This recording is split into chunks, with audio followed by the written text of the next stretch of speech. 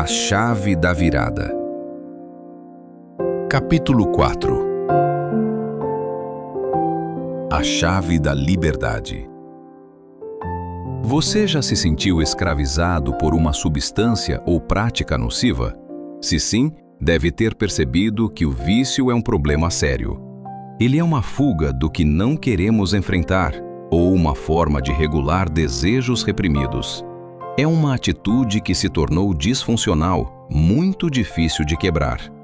É um tipo de autoflagelação em que usamos a culpa por algo conhecido para fugir do desconhecido.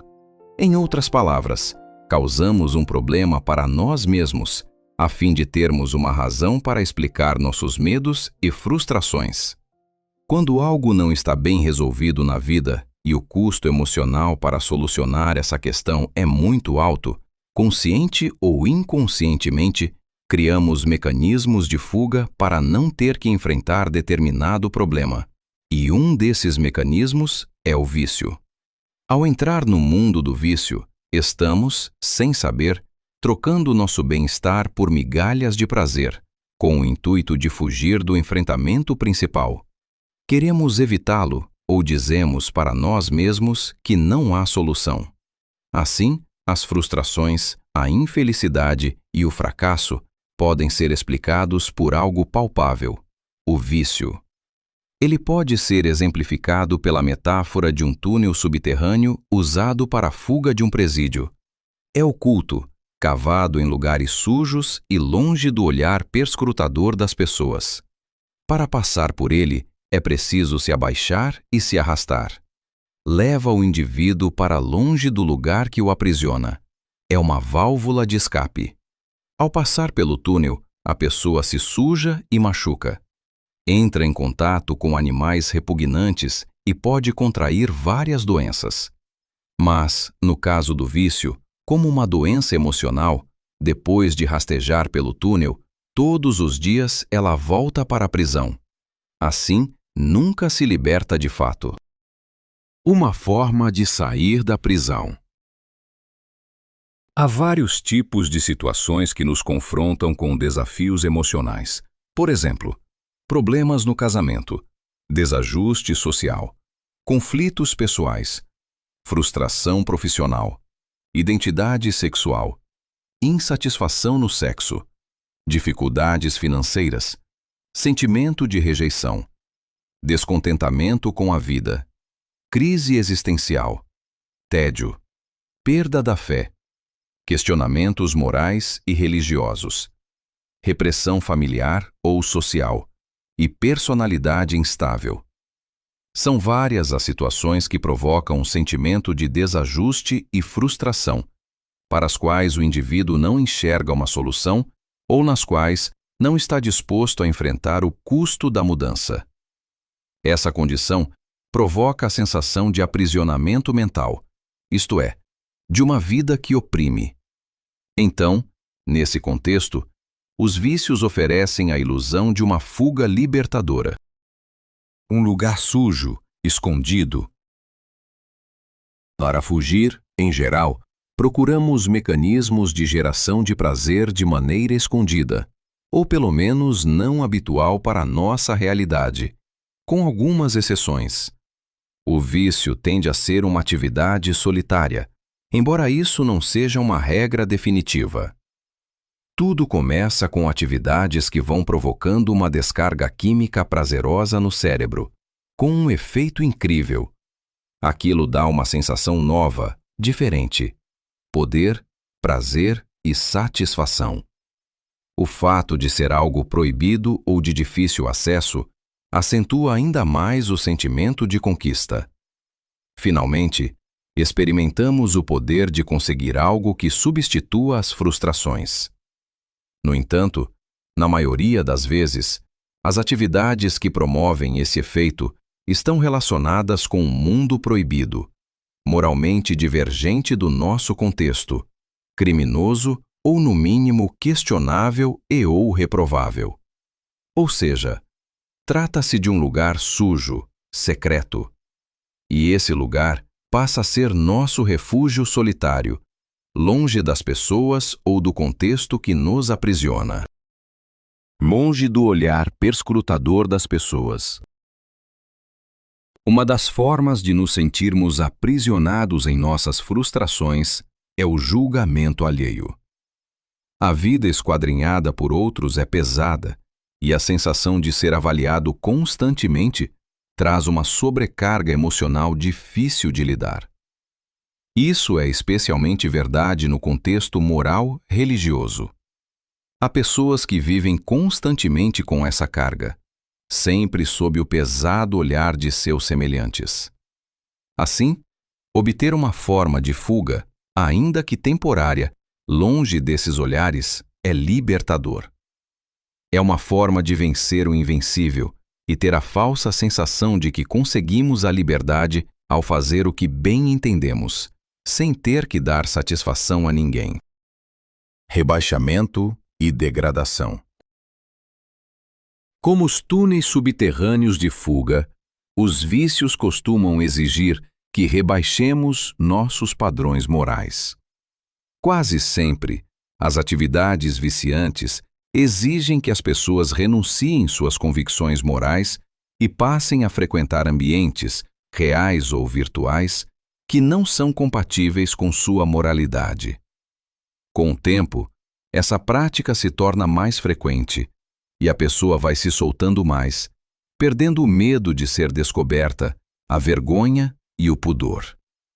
Vai cavando mais e mais profundamente, pois um dos problemas do vício é que o indivíduo desenvolve tolerância, ou seja, precisa de doses cada vez maiores ou mais pesadas do estímulo para poder sentir prazer. O desejo incontrolável e irreprimível toma o lugar do prazer, e a pessoa vai se rebaixando ainda mais. Machuca e pode causar doenças. Os vícios provocam diferentes tipos de prejuízos: problemas físicos, mentais, financeiros, morais e sociais. A pessoa se destrói aos poucos, implodindo-se. Não há como sair ileso. Os comportamentos viciantes acabam com a autoestima, e a sensação inicial de poder dá lugar ao sentimento de fracasso.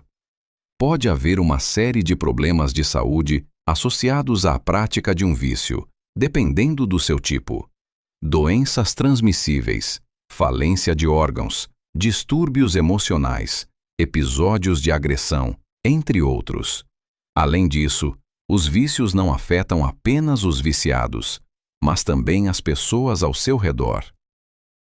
Diferentes tipos de vício: cigarro, sexo, doces, consumismo, jogos eletrônicos, drogas, redes sociais, medicamentos, pornografia, apostas, álcool, comida. Pensamentos escravizados. Vício é uma prática destrutiva que supera as convicções morais e escraviza o pensamento. Passos progressivos são dados em direção ao abismo, e mesmo sabendo disso, ainda segue-se adiante. As atitudes se tornam profundamente enraizadas e supervalorizadas, de modo que começam a pressionar outras partes da vida que eram anteriormente importantes. Deixa-se de lado coisas que antes eram prioritárias, em favor da prática viciante.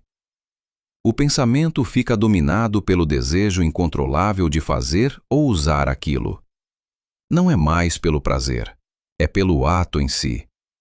Dessa forma, a sensação de poder inicial dá lugar à submissão total, e todo viciado em algum momento se sente um fracassado.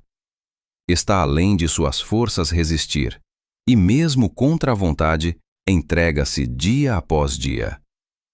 Depois de cada episódio, vem a frustração de não ter resistido.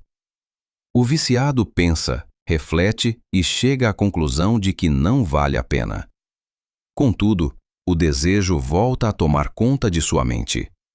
A vontade é maior do que a razão, e o círculo vicioso se repete. O fundo do poço.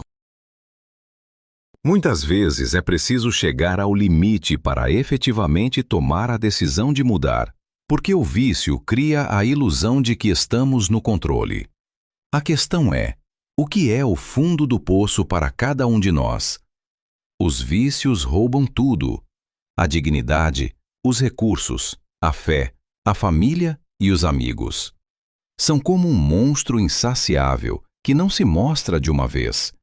Vai se apresentando aos poucos, demonstrando seu apetite gradativamente, devorando uma parte da vida de cada vez, fazendo-nos acreditar que ainda temos o domínio da situação. Os resultados são casamentos destruídos, empregos perdidos, conflitos familiares e, em casos mais severos, agressões físicas, roubos e até assassinatos. Tudo em favor do desejo incontrolável de fazer algo sabidamente destrutivo. Ao tentar resistir, o corpo reage e promove uma série de sintomas, protestando em defesa do vício. Essa é a síndrome de abstinência.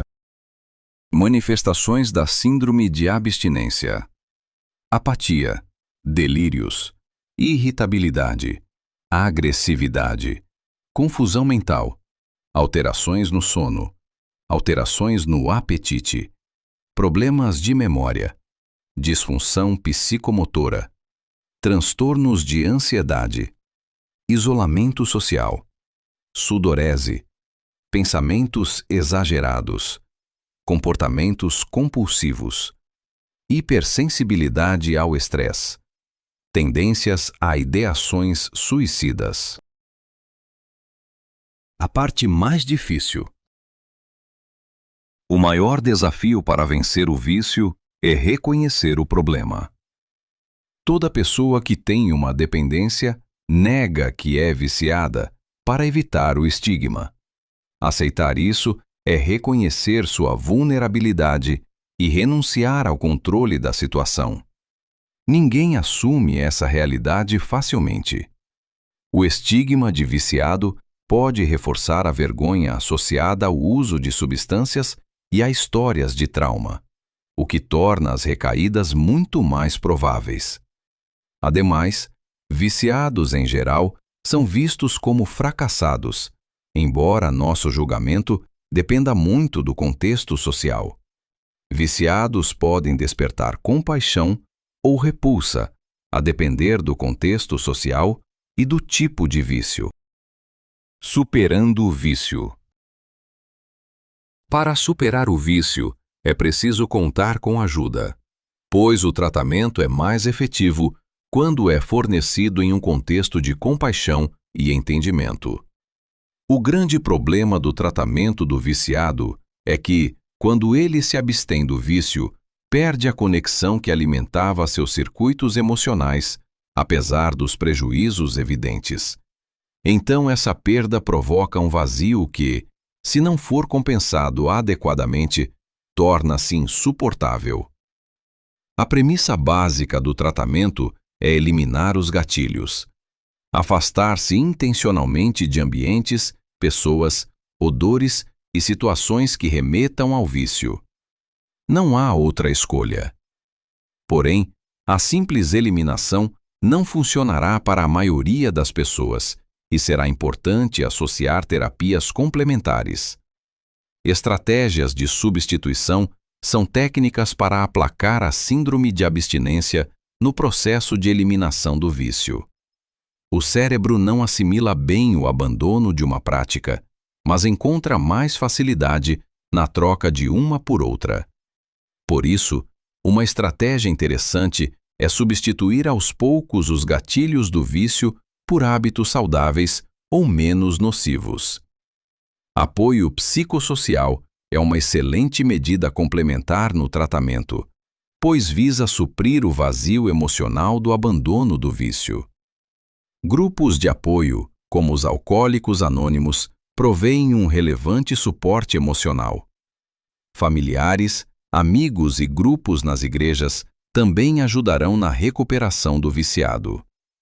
A terapia psicológica fornecerá um conjunto de ferramentas de apoio para lidar com os desafios emocionais dessa fase.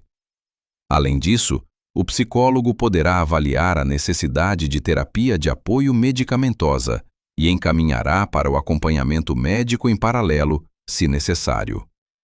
A terapia medicamentosa poderá ser necessária para lidar com os sintomas da abstinência, especialmente química, e reduzir quadros associados de ansiedade, insônia e depressão. Os passos a seguir ajudarão na luta contra o vício. Primeiro, reconheça. O primeiro passo é reconhecer que é um viciado. Esse termo pesa muito e é extremamente estigmatizante, mas é a realidade. Sem admitir isso, é impossível prosseguir. Reconhecer seu problema é a premissa básica para vencê-lo. É doloroso, mas faz parte do processo. Ao reconhecer, abrem-se as portas para a adoção de várias soluções, entre as quais a principal é a busca por ajuda.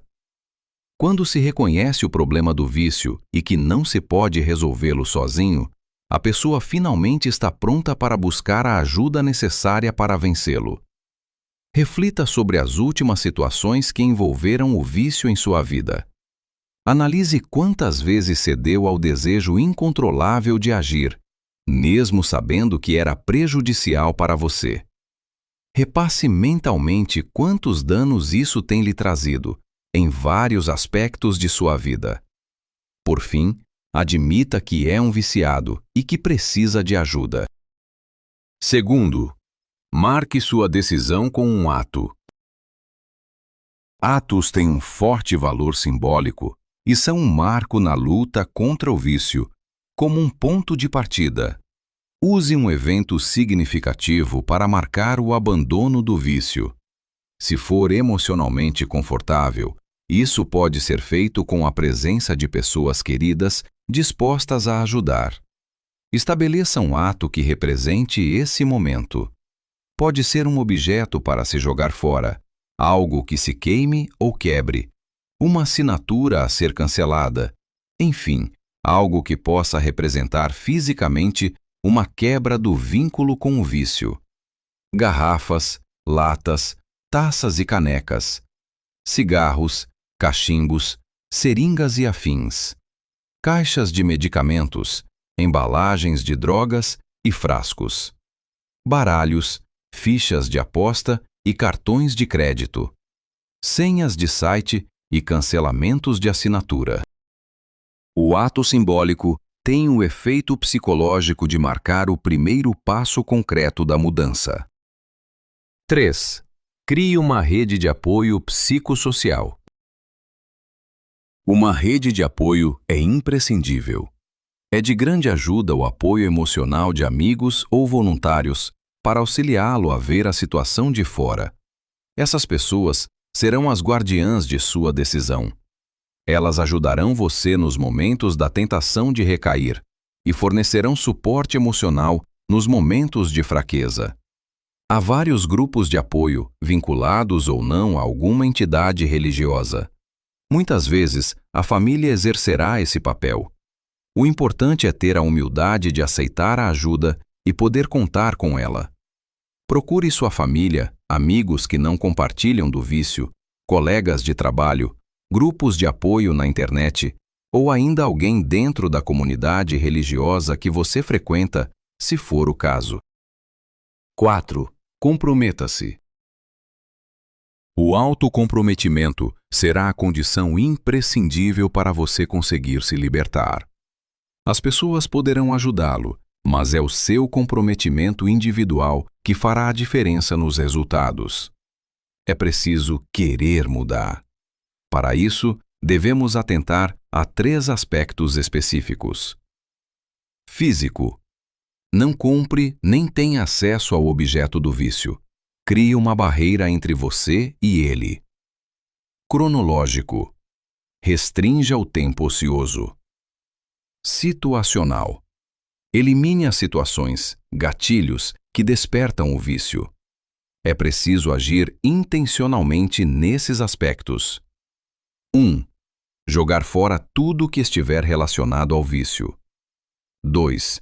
cancelar toda forma de acesso. 3. Afastar-se de pessoas, lugares e situações que induzam ao vício. 4. Descobrir outras atividades que ocupem o tempo antes dedicado ao vício. É uma verdadeira guerra, e cada batalha deve ser travada com todas as forças. 5. Desintoxique o organismo. Um estilo de vida saudável será muito útil no processo de desintoxicação do corpo e de equilíbrio da mente. Boa alimentação, rica em frutas e vegetais e sem alimentos industrializados ou com muita gordura.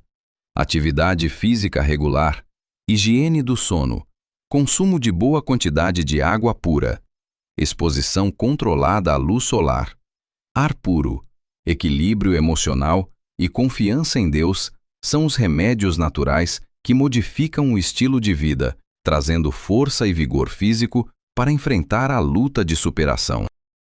6. Não desista.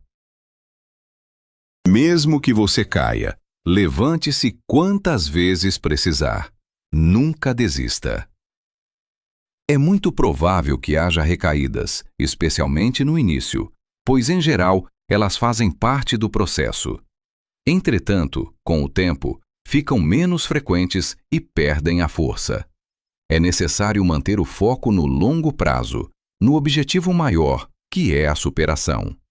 Por isso, é importante o apoio psicossocial, a fim de ajudá-lo a lidar com esses momentos, animando-o a prosseguir.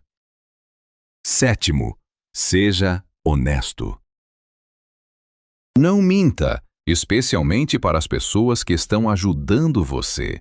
Assuma os erros, ainda que isso seja vergonhoso. A conduta honesta estimula a consciência das ações e cria conexões humanas autênticas, além de nos tornar responsáveis por nossos atos. Tome a decisão de fazer o certo e seja honesto. As pessoas entenderão uma recaída, ainda que fiquem tristes, mas terão muita dificuldade em lidar com mentiras e atitudes enganosas. A mentira destrói a confiança e a vontade de ajudar. Se continuar mentindo, com o tempo, as pessoas que formam o seu círculo social podem se cansar e abandonar você em sua luta. 8. Adote uma estratégia para lidar com a abstinência. A crise de abstinência é o conjunto de sinais e sintomas que emergem ao interromper um comportamento vicioso. Ela surge pela associação de diversos fatores. Geralmente, é impulsionada por características emocionais, herança genética, estilo de vida e aspectos comportamentais e sociais. Toda pessoa que está tentando renunciar a um vício passará por crises de abstinência, de maior ou menor intensidade, durante mais ou menos tempo. A desintoxicação do organismo, item 5, e o apoio de um profissional, item 13, são as melhores estratégias para lidar com a crise de abstinência. Em alguns casos, o psicólogo indicará a necessidade de acompanhamento médico para o uso de remédios de apoio durante um período. 9. Reconstrua relações quebradas. Além do indivíduo em si, o vício afeta suas relações pessoais. Mentiras, recaídas, despesas exorbitantes, ausências, agressões. Cada falha destrói tudo ao redor, mas especialmente o afeto das pessoas pelo viciado. Ao procurar vencer o vício, será fundamental buscar reconstruir essas relações, pois elas serão parte do processo de refazer a vida. Tome a iniciativa de procurar as pessoas envolvidas. Peça perdão pelos danos causados. Repare os prejuízos quando possível. Não faça promessas, apenas haja de maneira diferente. Informe sobre seus planos de vencer o vício. Dê tempo ao tempo. Não espere que tudo volte ao normal em um passe de mágica. 10. Comece um plano de higiene do sono. Manter uma boa higiene do sono é fundamental para ajudar a superar os vícios.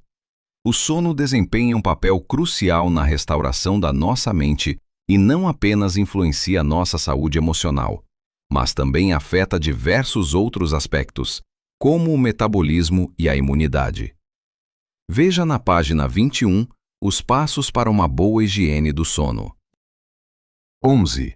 Adote uma rotina de atividades físicas. Da mesma forma que o sono, a atividade física tem um papel essencial no processo de renovação bioquímica do corpo. Serve também como mecanismo de escape para amenizar e eliminar vários sintomas da ansiedade resultante do processo de luta contra um vício. Confira dicas na página 75. 12. Desenvolva a espiritualidade. Cada pessoa carrega consigo profundas e íntimas necessidades espirituais. No entanto, como seres humanos, tendemos a negligenciá-las. A busca pela espiritualidade e o contato com o divino trazem serenidade ao nosso ser, desacelerando nossos pensamentos e tranquilizando nosso coração. Uma vivência espiritual autêntica não apenas promove a saúde, mas também fortalece nossa capacidade de enfrentar desafios. O sentimento de pertencimento a uma comunidade religiosa oferece força e paz de espírito. 13. Procure ajuda profissional. Na medida do possível, a terapia com um psicólogo ajudará muito. Será um ponto de apoio muito relevante para ajudar a restabelecer algumas pontes quebradas em sua estabilidade emocional. Esses caminhos precisam ser restaurados para que você possa seguir em frente e superar os desafios emocionais de reconstruir sua vida. Um psicólogo poderá orientar as melhores opções terapêuticas disponíveis e ser um ponto de apoio para a mudança, especialmente na gestão da crise de abstinência. Por ser alguém que está olhando de fora, poderá ajudar a identificar os gatilhos e oferecer alternativas de como lidar com eles, além de avaliar a necessidade de tratamento médico em paralelo com o uso de medicamentos. A chave da virada. No capítulo 15 do livro de Lucas, encontramos 3 histórias de perdas. Uma moeda, que não sabia que estava perdida. Uma ovelha, que sabia que estava perdida, sofria por isso, mas não sabia como voltar ao redil. E o filho pródigo, que sabia que estava perdido, sabia como voltar para casa, mas estava preso em seus vícios. Deus é nosso Pai, e seu amor para conosco é incondicional. Esse amor está baseado em seu caráter, não em nossos méritos. Existem muitas pinturas, músicas e diversos livros que evocam a parábola do filho pródigo. O adjetivo pródigo se refere a alguém que desperdiça seus bens em gastos inúteis e foge em busca de horizontes supostamente melhores para viver. A parábola conta a história de um jovem que abandonou o lar, ao mesmo tempo que nos fala de um pai amoroso, perdoador e restaurador, uma vez que o relato enfatiza mais o amor e o perdão do pai do que a frustração do filho. O rapaz em questão se rebelou contra o pai e a família. Pediu sua herança e partiu. Era como se desejasse a morte prematura do pai. Mostrou que dava mais valor às coisas do que às pessoas. Adquiriu vícios e neles consumiu seu dinheiro e sua saúde física e emocional. Optou por um estilo de vida egoísta, sem compromissos, limites nem responsabilidade. Abusou dos prazeres, gastou seu recurso futuro com excessos e desrespeitou princípios. Privilegiou a independência em vez da vida em família. Com o dinheiro, pôde comprar e conseguir coisas, esquecendo-se de que existem outras coisas impossíveis de comprar, por mais dinheiro que se tenha. Longe da casa de seu pai, teve amigos que só estavam interessados em seu dinheiro. Quando o recurso acabou, os amigos desapareceram. Na fartura, muitos estavam ao seu lado, mas quando a fome chegou, ficou sozinho. Então teve que fazer o que antes, na casa do pai, não desejava: trabalhar. O filho pródigo se arrependeu, e enquanto cuidava de porcos, um trabalho considerado impuro para um judeu, finalmente caiu em si. Ansiando saborear a comida de sua casa, que outros comiam em abundância, desejou se servir do alimento dos porcos, mas não podia fazê-lo. Um dia, o jovem mudou de ideia e reconheceu sua má decisão. Percebeu que o pecado, ou seja, a separação de Deus e de seus princípios, promete liberdade, prosperidade e plenitude, mas resulta em uma vida de escravidão, miséria e vazio. Reconheceu que seu pai era um homem generoso e que servir em casa era muito melhor do que a falsa liberdade que buscava. É o amor de Deus que nos leva ao arrependimento. Assim, abandonou seus vícios, voltou para o pai e encontrou alegria e felicidade, resultantes da reconciliação, do perdão e da aceitação. Contra os costumes da época e da região, o pai correu ao encontro do filho. Fez isso por amor e para evitar um possível apedrejamento, que, de acordo com a cultura da época, era a pena merecida por tudo aquilo que o filho fizera. O pai ofereceu o coração para receber e proteger seu filho, perdido em vícios, culpado e em condição miserável. Agora, porém, ao ser aceito pelo pai, o jovem estava reconciliado e perdoado. Perto do pai, ele conheceu a misericórdia. Deus é nosso Pai, e seu amor para conosco é incondicional.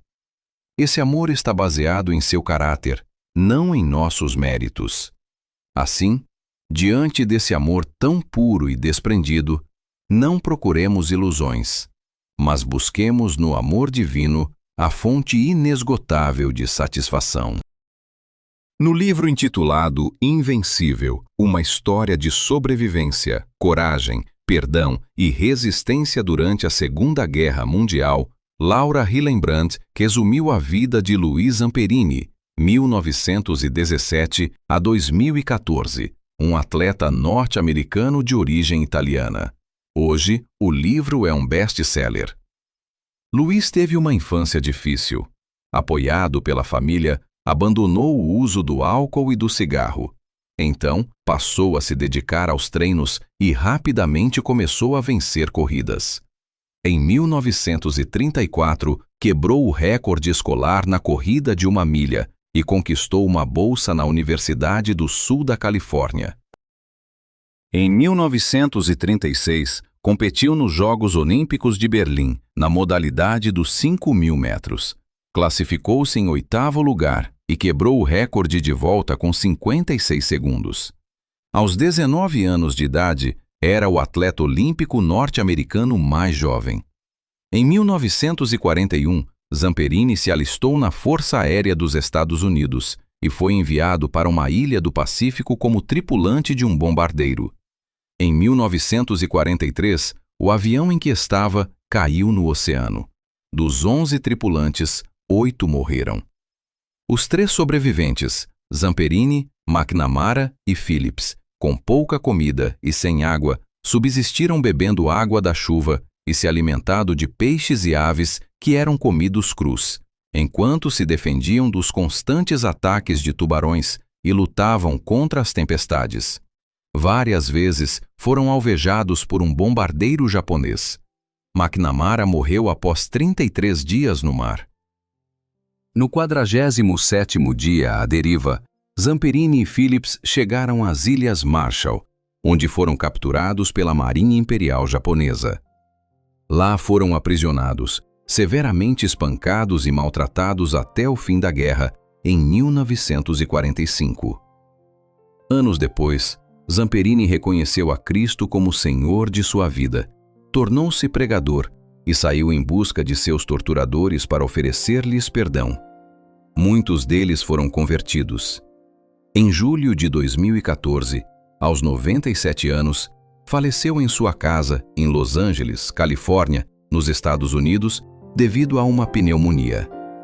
Luiz Zamperini foi um vencedor de vícios e de barreiras, um exemplo a ser seguido por sua coragem inabalável e espírito invencível.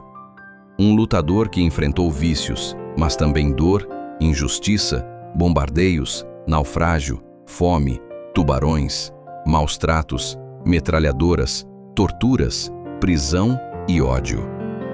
Como Zamperini e o filho pródigo da parábola, volte para a casa do Pai.